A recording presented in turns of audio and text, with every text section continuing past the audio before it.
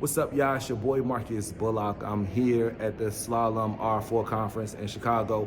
And while this is my first day at the conference, I am here specifically in my capacity, one as the CEO of Flikshop, but mostly to network with other folks who are industry leaders and have tech roles, because Slalom is a consulting company that works with tech leaders in order to be able to make their solutions better.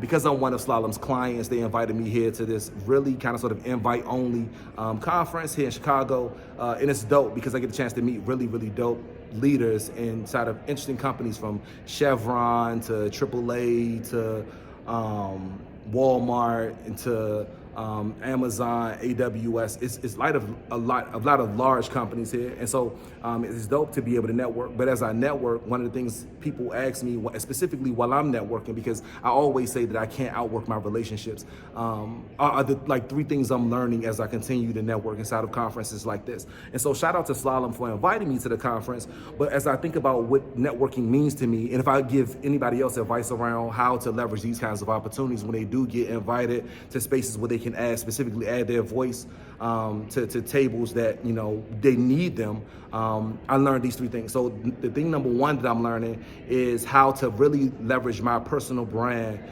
in order to be able to control my narrative, control my own personal story, control, how people perceive me, and how the brand that I'm continuing to build outside of the marketplace predominantly is the thing that continues to set me apart from other people. And so I'm intentional about what I'm building and what that brand looks like. I'm not relying on the reputation of what I've been known for, right? Because there's a difference between reputation and how I'm being known in the past, right? But how I'm intentionally showing up and what I want to be known for in every conversation that I'm going into, right? Because I control that narrative. So before I was known, I wanted to be known for being somebody who owned a contracting company to be able to connect people to painters and electricians and all of the things. And then I became known for the guy who was starting a tech startup. And then I became known for the social impact guy. And then how I'm being intentional about even right now, and I want to be known for being able to help people get jobs inside of the tech industry. So I'm intentionally leveraging that personal brand to advance my own personal mission. And so it helps me when I'm networking. Number two, I think the interesting thing that I'm learning is how authenticity and leveraging my own authenticity allows me to be able to continue to break down walls of my own insecurities. If I'm being honest, when I come to rooms like this, where there have been people who've been working in these fields for a long time or have had a lot of expertise in working in these spaces, I'm asking myself, well, how much do I know about the conversation and the content that they're talking about so that I can add value? Or how much even value am I even extracting from this because I don't even know what the heck is going on? My authenticity is saying that and showing up to this space and be like, yo, look, check this out. Oh, I did a bid. So I didn't know any of this stuff, right? I had no idea how to be able to leverage data systems and data models in order to be able to extract value and be able to redistribute it for revenue to other people.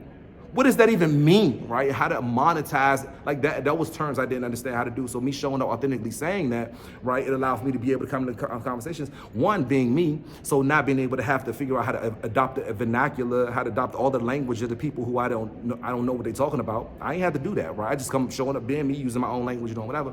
And I think that being able to be authentic and telling and leveraging number one of owning my own personal brand, and telling my own story and owning that has been transformative for how I show up inside of networking events. And I think number three has been the power of understanding that I am cool with being the middle person, the connector. Being the connector has always been a part of my giving strategy, because I enjoy wanting to be able to give more to a room than I take away. But I think that now, even in my career, I look back, right, and I'm like, yo, it's crazy how I was the dude who was connecting the painters back to the folks inside of the paint store who wanted to get their kitchens painted, or even how I built Flikshop, how I wanted to connect the families back to their incarcerated loved ones, and I figured I could leverage tech in order to be able to do that at scale. I could do that at a really high rate, right? And then even now with the Flikshop School of Business, how I'm leveraging my connections back to some of the same neighborhoods I grew up in, or just some of the same sales I lived in, or just understanding what the issues and the problems that I want to be able to solve are with some of those larger corporations like the ones here who want to be able to support people inside of these instant spaces.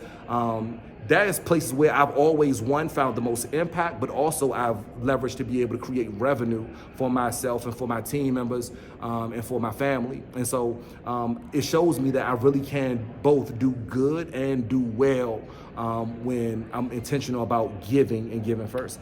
Shout out to the accelerator that first invested in me, Techstars, that always coined that term, give first.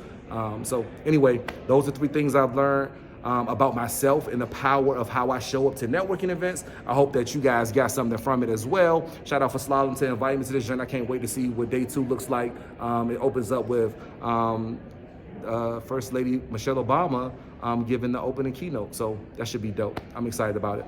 Y'all. I'll see y'all later. See you next one.